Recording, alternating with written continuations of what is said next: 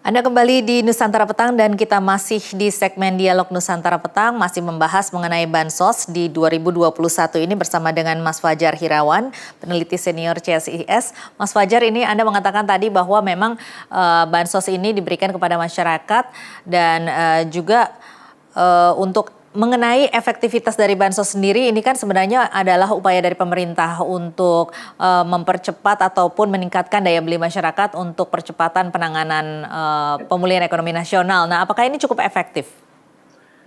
Kalau misalnya kita lihat datanya ya, pertumbuhan ekonomi kita memang mengalami kontraksi gitu ya. Kita tahu bahwa di 3 triwulan terakhir di tahun 2020 kita memang mengalami pertumbuhan ekonomi yang negatif. Tapi di satu sisi memang pertumbuhan ekonomi yang negatif itu cukup dalam ketika terjadi di triwulan kedua tahun 2020.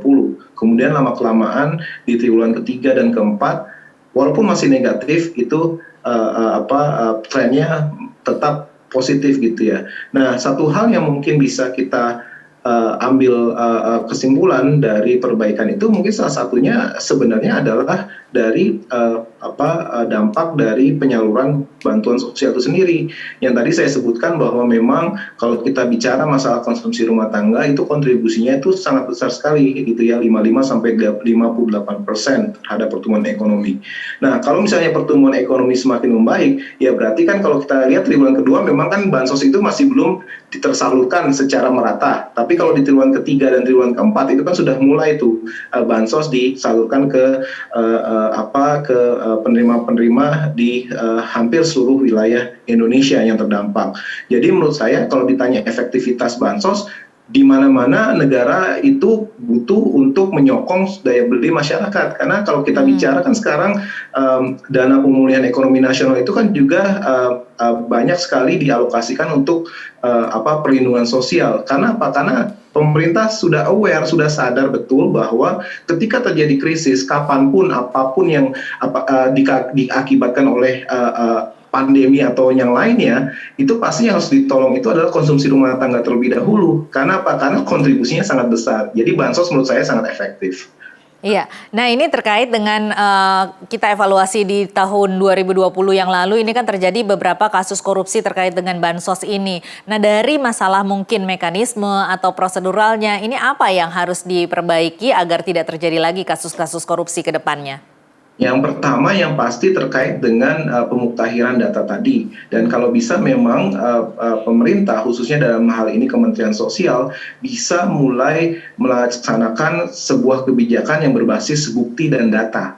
Karena apa? Karena kalau kita bicara masalah kebijakan yang berbasis data itu, menurut saya lebih objektif nanti dan tidak gampang untuk dipolitisasi, gitu ya. Karena kan ada buktinya seperti itu. Dan menurut saya kalau kita bicara masalah efisiensi, ini kalau kita bicara masalah kebijakan bantuan sosial, menurut saya sebenarnya kebijakan yang berbasis bukti dan data ini menurut saya lebih efektif gitu ya untuk menjamin bahwa bantuan sosial yang dikeluarkan gitu ya, entah itu bentuknya PKH, bentuknya bansos, cash transfer dan lain sebagainya, itu tepat sasaran.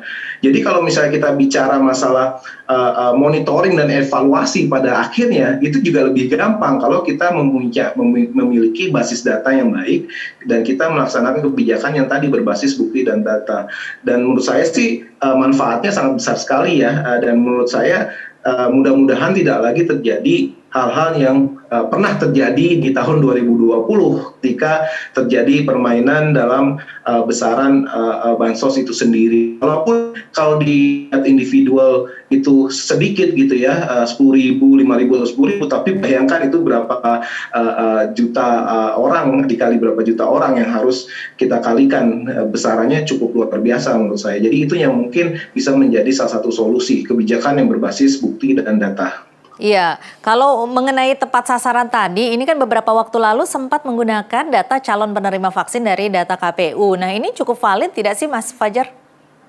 Kalau dibilang cukup valid atau tidak, menurut saya memang perlu ada semacam apa sih istilahnya fine tuning ya, atau perlu ada duduk bareng gitu ya antara Kementerian Sosial gitu ya dengan kementerian-kementerian terkait atau lembaga negara terkait untuk membahas data yang tadi. Karena menurut saya kalau misalnya kita bicara data penerima vaksin, ya kan menurut saya kan ada beberapa penerima yang seharusnya menerima juga mungkin saja tidak terdaftar dalam daftar penerima vaksin tersebut, karena kan kalau kita bicara masalah daftar penerima vaksin sekarang itu kan berdasarkan prioritas ya. Yeah. Kalau masyarakat umum sekarang itu kan mayoritas masih lansia yang di atas 60 tahun gitu ya. Jadi menurut saya perlu ada semacam effort atau upaya yang lebih kuat lagi gitu ya, dan perlu ada kolaborasi yang tadi saya bilang terkait dengan data tersebut, Kementerian Sosial dan beberapa kementerian yang terkait atau lembaga negara yang terkait.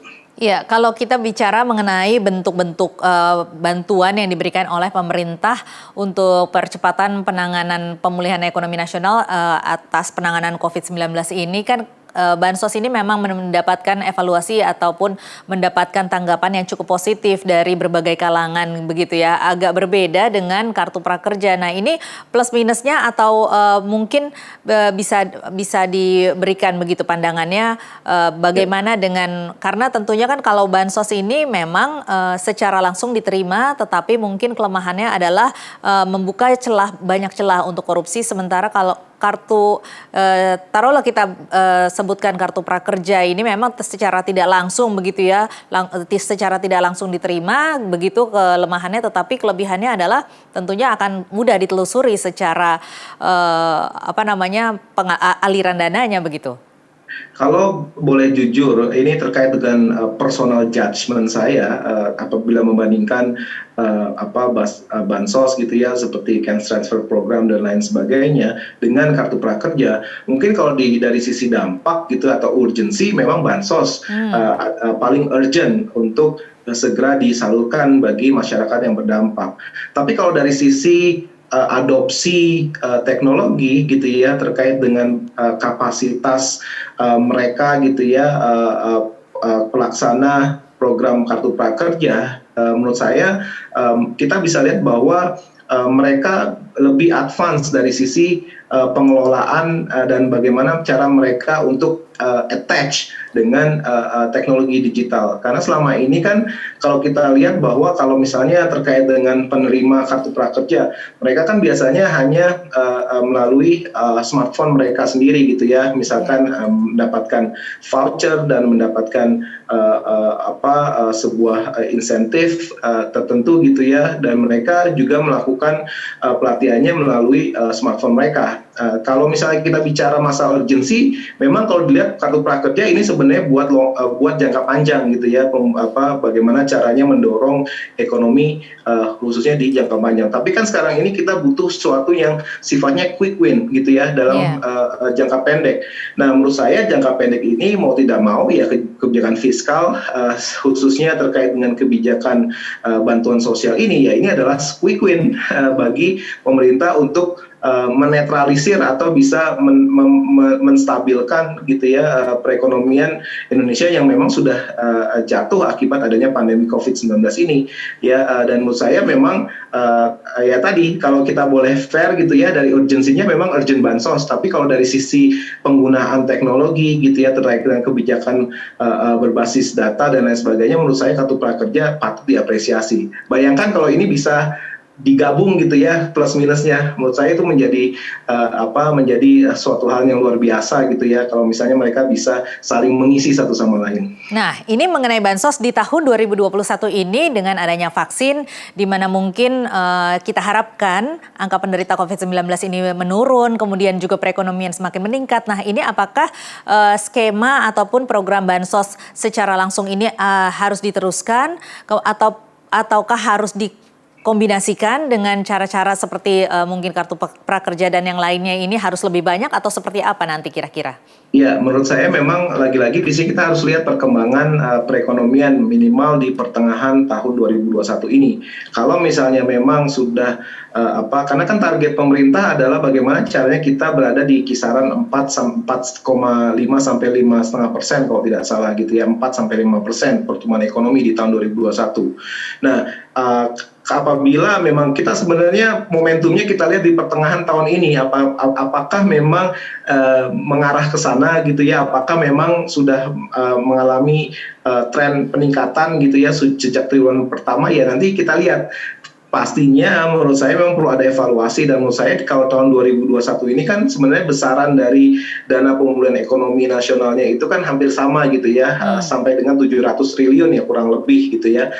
Jadi menurut saya memang dalam hal ini pemerintah masih continue untuk mempertahankan atau setidaknya mereka memiliki argumen bahwa harus dipertahankan kebijakan-kebijakan yang sifatnya bagaimana menjaga daya beli masyarakat sehingga nantinya perekonomian bisa lebih stabil lagi dan bisa mengalami peningkatan ke depannya seperti itu. Jadi kita mungkin signalnya kita bisa lihat pertengahan tahun ini, Mbak Tasya. Jadi pertengahan tahun ini akan bisa kelihatan dan bagaimana mengambil langkah selanjutnya ya Mas Fajar ya? Betul Mbak Tasya. Baik Mas Fajar, terima kasih banyak atas informasinya dan telah bergabung bersama kami di Dialog Nusantara Petang. Salam sehat Mas.